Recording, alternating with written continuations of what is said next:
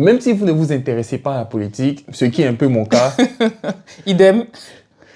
il y a un article de loi qui, par la force des choses, est devenu très connu, alors qu'il n'est pas nouveau. Le 49.3. Ce fameux article, ce bel article par lequel, en fait, par le biais duquel le gouvernement peut faire passer une loi sans les votes de l'Assemblée. Loi, moi je dirais disquette plutôt, non? Alors non, c'est demandé, en vrai. Ouais. Est-ce qu'il n'y a que là-bas que le 49.3 s'applique? Ah, ça. Est-ce que dans notre vie professionnelle, au day-to-day, au quotidien, on ne se prend pas des 49.3 en pagaille? Question. C'est toujours Yann et Agathe. Et aujourd'hui encore, on va parler de vous, on va parler de nous, on va parler du monde du travail. Bienvenue sur le canapé. Bienvenue.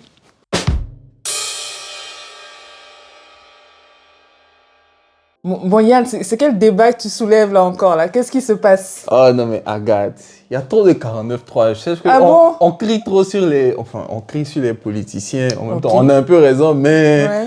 En fait, le 49.3, Mhm. on le vit tout le temps. D'accord. Et là, j'ai un exemple, hein, et je pense que tout le monde est au courant, en fait. Parce que c'est dans les médias, c'est partout. Ouais. Il y a un moment même où on a eu plein d'articles dessus. C'est les entreprises qui reviennent au full présentiel. Ah oui, ça, Donc, ouais. t'as eu des grosses boîtes comme genre Amazon. Enfin, il y a eu des articles de presse là-dessus. Tout à fait. Qui reviennent au full présentiel. Soi-disant pour la cohésion d'équipe, pour la culture d'entreprise, pour le bien-être des salariés et tout. Ma question est la suivante. Dis-moi. Qu'est-ce qu'ils ont mis en place ou comment, à qui ils ont demandé et qui a dit on préfère le full présentiel à même l'hybride en fait. À qui ils ont demandé? À qui ils ont demandé? Qu'est-ce qu'ils Mais ont mis en je pense place? qu'ils se sont concertés, je avec pense. qui? Ils ont demandé à tous leurs salariés?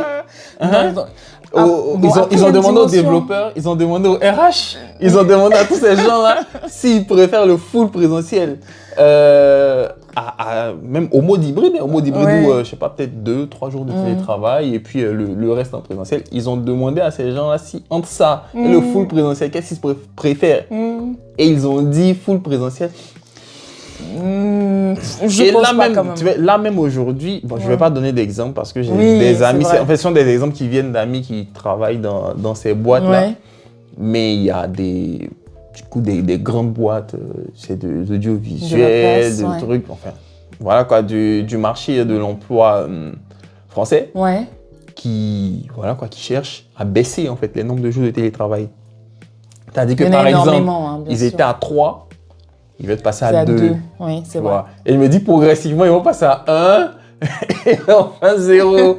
Mais ça, là, ils discutent entre eux là-bas. Ouais. Et par exemple, cet ami-là qui m'en parlait, Ouais. il me dit que en fait, on leur demande pas. Eux, ils entendent juste des rumeurs. Oui. Tu vois. C'est souvent le Mais cas. à aucun moment on ne leur demande et tout. Et c'est juste un matin, il y a la nouvelle... décision qui s'abat. Ouais. Et désormais, on passe à 2 jours de télétravail et puis c'est bon. Mais est-ce que ça c'est forcément lié à une histoire de bien-être? C'est peut-être lié à une histoire de performance, de chiffres, d'études, de données qui font que dans les hautes sphères, ils se sont rendus compte qu'il y a peut-être moins de productivité en étant en télétravail. Mais justement, tu sais, à minima, s'ils étaient honnêtes et disaient que oui, par rapport aux objectifs de l'entreprise, qui sont souvent des objectifs financiers, on estime que la performance n'est pas à son top et qu'on était mieux avant qu'il y ait le télétravail, de mode hybride. Donc, maintenant, tout le monde revient sur place. Il faut assumer, mais non. Ils vont avoir des discours un peu policiers. Oui, c'est pour la cohésion d'équipe. Qui vous dit que même quand ils sont sur place, il y a de la cohésion? Écoute, figure-toi qu'il y a des salariés en télétravail qui sont en burn-out et qui dépriment. Hein. Oui, mais c'est pas tout le monde. C'est pas tout le monde. Et c'est pour ça qu'il y a le mode hybride. Exactement. Parce que si tout le monde était comme moi et était absolument bien en télétravail, ce serait du full télétravail tout le temps. C'est sûr. Voilà. C'est sûr. Donc c'est pour ça qu'il y a le mode hybride. Oui. Voilà. Et donc, la notion de 49.3, ce serait de se dire quoi, que la décision finale, en fait, finalement, tombe. Ouais, elle tombe, elle s'abat sur tout le monde. Ouais. Et il n'y a pas de discussion. On vous dit que c'est pour votre bien-être, c'est pour la cohésion d'équipe. Mais on ne s'intéresse pas à vous. Enfin, on ne vous demande pas. On ne cherche même pas à savoir si en réalité, il y a des problématiques de cohésion d'équipe. Ouais. C'est juste, on a l'impression que ça s'abat sur vous.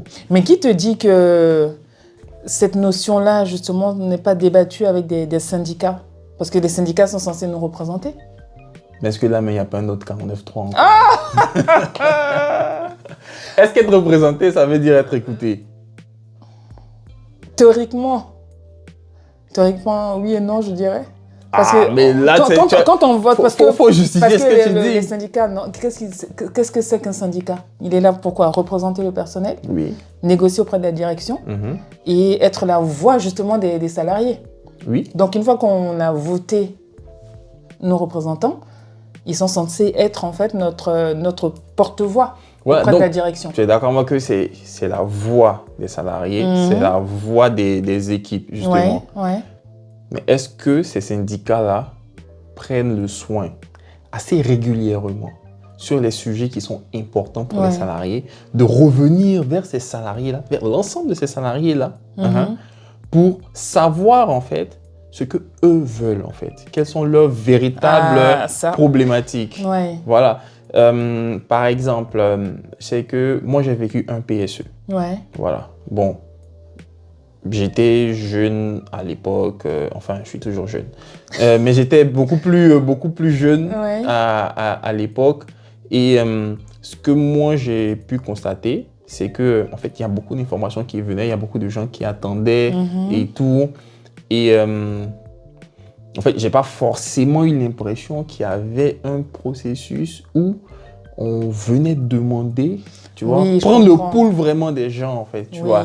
Je me dis, ça fonctionne un peu, tu sais, comme la démocratie en général. C'est on vote des gens à un moment et ils appliquent leur programme. Voilà quoi. Je comprends. Donc, surtout que bon, en entreprise, je pense que les gens ont d'autres problèmes dans leur vie. Donc, ils ne vont pas forcément venir mener des luttes contre des syndicats qui, en soi, sont censés travailler pour eux, quoi. Et bon, je pense que c'est ce qu'ils font, est-ce qu'ils ont en général. ce temps-là, justement, les syndicats en entreprise, de venir redemander encore l'information auprès des salariés? En fait, leur but, c'est de négocier au mieux pour les collaborateurs, faire en sorte que tout le monde puisse y gagner.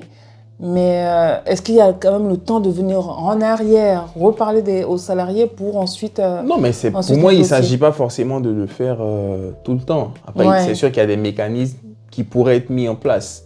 Après, bon, il faut voir. Peut-être qu'il y a déjà des choses comme ça qui existent.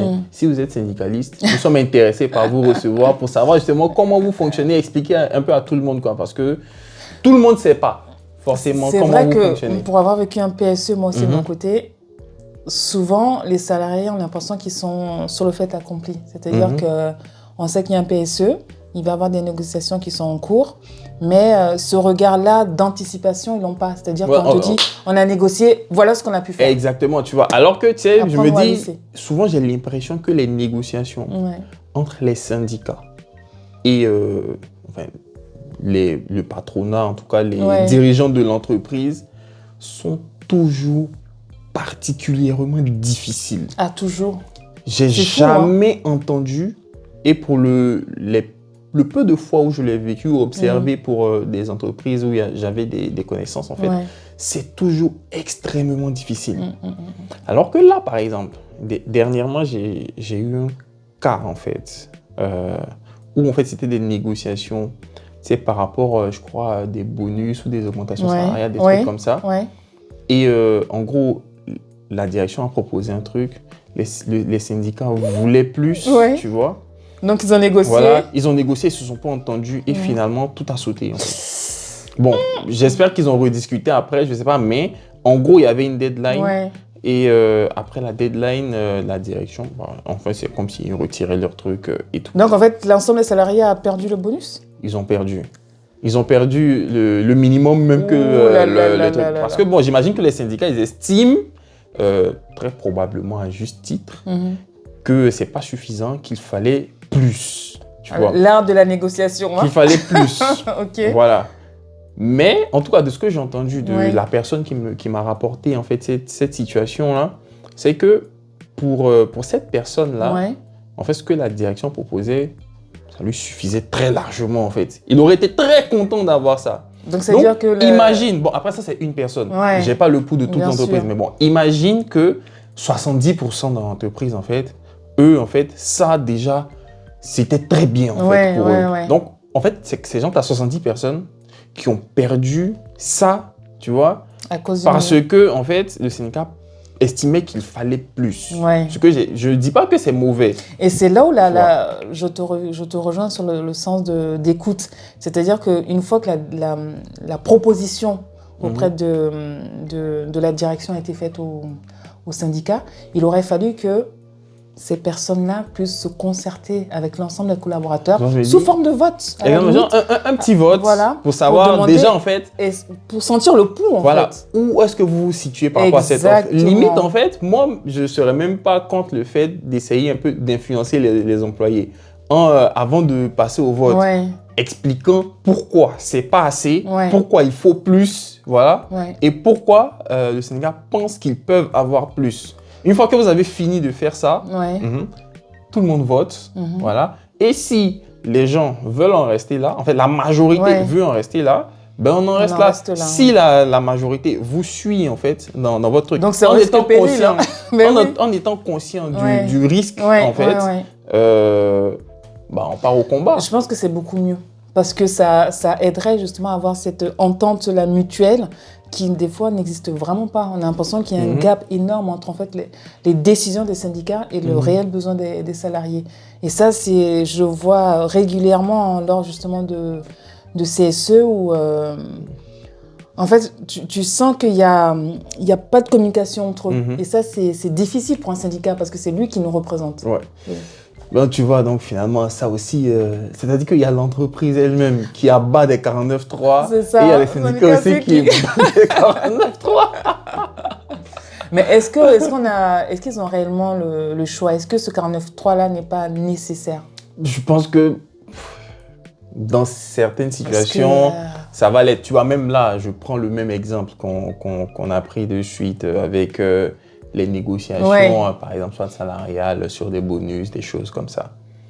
Peut-être que si on vient demander aux gens, en leur expliquant que si ça ne passe pas, c'est-à-dire que nous, on estime que c'est pas assez, parce que voici ce que l'entreprise a fait comme bénéfice, voici ce que l'entreprise a généré comme argent, ce qui a été ou va être distribué, par exemple, aux actionnaires et tout. Donc, c'est pas normal. On doit avoir plus. Voilà. Et voilà ce que nous, on veut demander.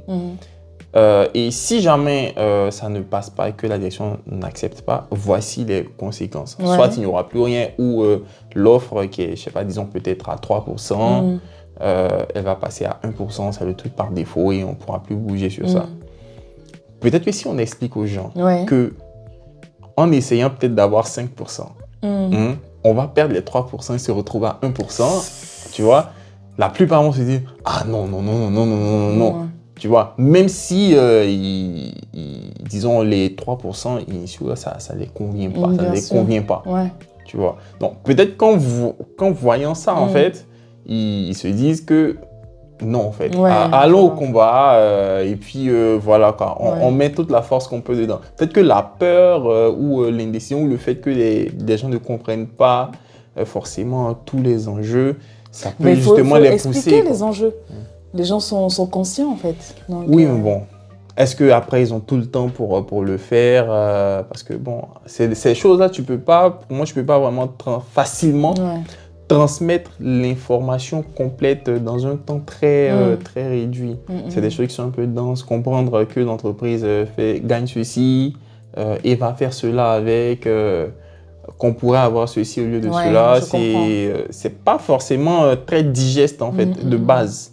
Donc bon, peut-être que dans l'empressement, après bon pour les entreprises qui abattent des 49.3 comme par exemple l'histoire de télétravail, il y a d'autres situations, mais bon, c'est peut-être la plus parlante, actuellement en tout cas. Bon, est-ce qu'ils ont le choix aussi? Bon, je pense que eux ils ont un peu le choix, mais c'est juste qu'ils sont pas honnêtes sur les raisons, en fait, de ces changements-là. Parce que pour moi, quand il parle quelles seraient les raisons? Non, quand il parle de cohésion d'équipe et tout... Tu sais que c'est possible, hein? C'est possible, mais c'est pas que ça, en fait, quoi. Moi, je pense qu'il y a aussi le fait que souvent, les entreprises qui font ça, ce sont des entreprises qui ont des grands sièges qui sont vides. Qui sont vides, voilà. Ouais, je comprends. Donc, voilà, il faut que ça tourne, quoi. Il faut que ça serve. Donc, tu vas avoir ça, par exemple. Tu as aussi le fait que, par exemple, tu as des managers qui, je pense jusqu'aujourd'hui, beaucoup ne sont pas encore correctement formés sur comment manager justement des équipes qui sont en partie à distance. Ouais. Donc, plutôt que de régler ce problème, on peut toujours leur demander de revenir.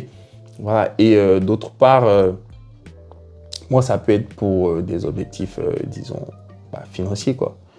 De performance, mais vraiment, comment est-ce qu'on fait pour pouvoir aller plus loin, gagner plus. Sur ça, je ne pense pas forcément que faire revenir tout le monde sur place, ça serve, parce que avant, les gens ils étaient sur place, il y avait beaucoup de présentéisme. Je ne pense pas que ça puisse mais c'est pour ça que la solution changer, quoi. Hybride, voilà. elle est intéressante. Mais bon, 49.3.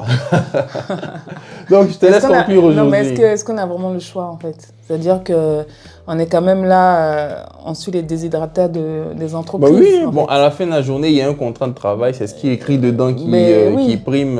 Et donc, si dans ton contrat de travail, c'est pas écrit que tu es en full télétravail, qu'on te demande de revenir, tu reviens, quoi. Exactement. Voilà, soit tu reviens, soit tu décides que ça ne t'arrange pas et tu changes d'entreprise, mais c'est pas évident. La notion de télétravail, là, elle est assujettie à ce qu'on appelle un avenant. Donc, c'est pas forcément écrit noir sur blanc dans le... Oui, s'il y a eu un avenant de télétravail, il peut y avoir un avenant de détélétravail. Mais c'est ça, donc ça, on n'y peut rien, quoi. Mais c'est vrai qu'il faut quand même sonder. Moi, je pense qu'en sondant les personnes, parce que c'est quand même eux qui sont le poumon de l'entreprise, en sondant les personnes pour savoir ce qu'ils en pensent de ce retour. Parce que tu en as certains qui vont le vouloir et d'autres non.